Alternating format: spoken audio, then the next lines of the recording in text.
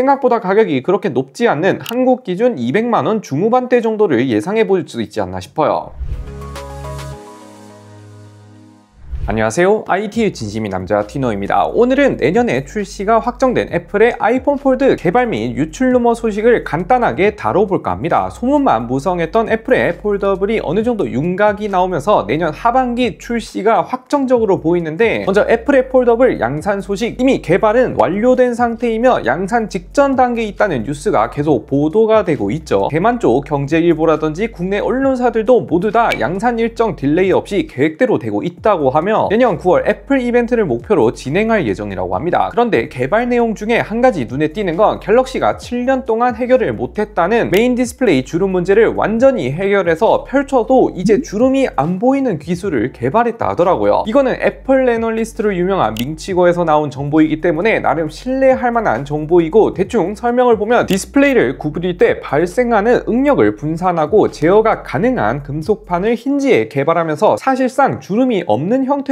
개발을 했다고 합니다. 그리고 내구성 또한 힌지 구조가 다이캐스팅 공정을 사용한 리퀴드 메탈이 들어가면서 내구성이나 힌지 주름도 없게 만들었다 하더라고요. 결론은 아이폰 폴드는 주름 없는 최초의 폴더블 스마트폰이 될 예정이라고 합니다. 그 외에도 내구성을 위해 아이폰 에어에서만 단독으로 들어갔던 티타늄 프레임을 똑같이 폴드에도 적용할 예정인데, 이미 아이폰에서 탑재하고 있는 티타늄은 내구성이 증명이 되었죠. 제리 형리 압력으로도 절대로 못 튈 정도로 내구성만큼은 크게 걱정이 없지 않을까. 그런데 100% 티타늄은 아니고 티타늄과 스테인리스 조합을 섞어서 하이브리드 형태로 만든다고 합니다. 그리고 아이폰 폴드도 갤럭시라든지 중국제가 탑재하고 있는 방식처럼 페이스 아이디를 버리고 아이패드에서 사용하고 있는 전원 버튼 통합형 터치 아이디를 채택할 예정이라고 합니다. 아무래도 애플의 트루뎁스 페이스 아이디 부품이 다소 부피가 있기도 하고 메인 디스플레이에 다이나믹 아일랜드를 넣지 않겠다, 혹은 커버 디스플레이에도 다이나믹 아일랜드가 없지 않을까 하는 예상이 됩니다. 쉽게 말해 전면 후면은 모두 갤럭시나 중국제처럼 펀치홀 디스플레이가 예상이 된다. 참고로 펀치홀 같은 경우에는 란즈크발 루머로는 전면 카메라에 무려 24메가픽셀 UDC가 탑재가 되면서 기존 갤럭시 2가율보다 훨씬 높은 고화질의 UDC 카메라가 탑재가 된다고 합니다. 이거는 꽤나 기대가 되는데요. 그리고 배터리 및 통신 모뎀 소식도 있는데, 배터리는 참고로 아이폰 에어에서 미리 선보였던 고밀도 셀이 아이폰 폴드에도 동일하게 탑재될 예정이며, 이렇게 되면 아이폰 에어처럼 물리심 없이 오직 eSIM으로만 지원하지 않을까 싶고, 통신 모뎀 또한 아이폰 16이라든지 아이폰 에어에 탑재가 되었던 애플 자체 통신 칩인 C1과 C1X에 이은 C2 통신 모뎀이 탑재될 예정입니다. 이미 해당 통신 모뎀들은 크게 문제가 없이 안정적으로 작동되고 있다는 게 증명이 되고 있고, 여기서 저전력 설계를 목표로 제작하고 있기 때문에 실질적인 물리적 배터리 타임에 비해 통신 모뎀 덕분에 배터리가 생각보다는 길게 갈 것으로 예상이 됩니다. 이거는 이미 아이폰 에어가 3200mAh라는 굉장히 좀 작은 배터리 용량에 비해 생각보다 배터리 타임은 오래 간다라는 평이 많은 만큼 아이폰 폴드도 비슷하게 예상이 됩니다. 애플은 모든 스마트폰 업체들 중에서 가장 보수적이게 움직이다 보니까 두께 자체는 여전히 얇은 편이긴 하나, 완전히 펼쳤을 때는 4mm 중후반대 정도, 접었을 때는 9mm 초반대를 예상한다고 하는데, 폴드7과 매우 유사한 수준이긴 하나 아주 약간은 두꺼운 정도라 보시면 될 것 같아요. 그리고 화면 인치는 정확하지는 않은 것 같은데 5.5인치 외부 화면 디스플레이와 펼쳤을 때는 7인치 중후반대, 생각보다 사이즈가 좀 많이 작아 보이더라고요. 이건 좀 더 나와봐야 알 것 같고, 가장 중요한 출고가의 경우 $2000에서 2500달러 선이라는 얘기가 많은데, 최근에 각종 부품 가격이 그렇게 비싸지 않다는 게 밝혀지면서 생각보다 가격이 그렇게 높지 않는 한국 기준 200만원 중후반대 정도를 예상해 볼 수 있지 않나 싶어요. 그리고 칩셋 또한 TSMC 2나노 공정 첫 번째 공정이 적용된 A20 프로 칩셋이 들어가면서 성능 또한 큰 폭의 증가를 예상해 볼 수 있다. 일단 현재까지 나온 최신 루머들 빠르게 종합해 봤는데, 여러분들은 어떻게 생각하는지 댓글로도 의견 마구마구 남겨주세요.